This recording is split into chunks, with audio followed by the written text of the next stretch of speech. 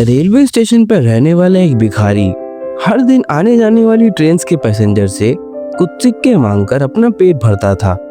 एक दिन जब वो प्लेटफॉर्म में बैठकर भीख मांग रहा था, उसकी नजर एक लंबे सूट बूट वाले आदमी पर पड़ी। वो आदमी किसी बड़े बिजनेसमैन जैसा लग रहा था। भिखारी ने सोचा, इस आदमी से मांगूं तो शायद कुछ मिले।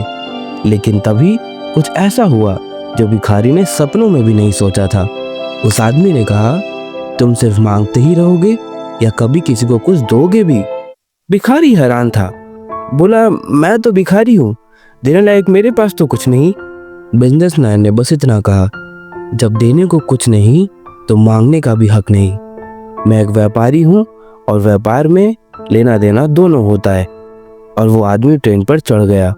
यही पल था जो उस भिखारी के अंदर कुछ तोड़ गया या शायद कुछ जोड़ गया। उस रात वो सो नहीं पाया, बार बार सोचता रहा, मैं क्या दे सकता हूँ। 2 दिन बीत गए, कोई जवाब नहीं। फिर तीसरे दिन उसकी नजर प्लेटफॉर्म के पास कुछ खिले फूलों पर पड़ी और तब उसे एक आइडिया आया, क्यों ना मैं भीख के बदले लोगों को फूल दे दूं। और वही हुआ। जब भी कोई उसे कुछ देता, वो मुस्कुराता और फूल दे देता रिटर्न में। और एक दिन वही लंबा आदमी फिर मिला। उसने कहा, आज मेरे पास आपको देने के लिए कुछ है, ये लीजिए फूल। आदमी मुस्कुराया, आज तुम भी एक व्यापारी बन चुके हो। यही बात भिखारी के दिल को छू गई।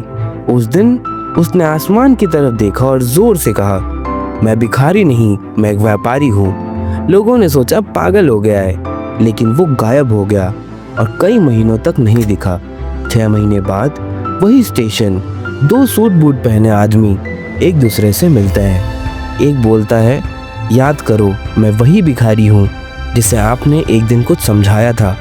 और दूसरा हैरानी से बोलता है, वाह, तुम तो अब एक व्यापारी लग रहे हो।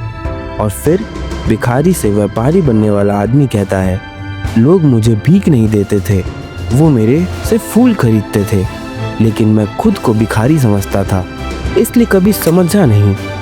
जब मैंने अपनी सोच बदली, तब मेरी दुनिया बदली। ये कहानी हमें ये सिखाती है कि अगर आप अपनी नज़र में खुद को बदल लें, तो दुनिया भी आपको एक नए नज़रिए से देखने लगती है।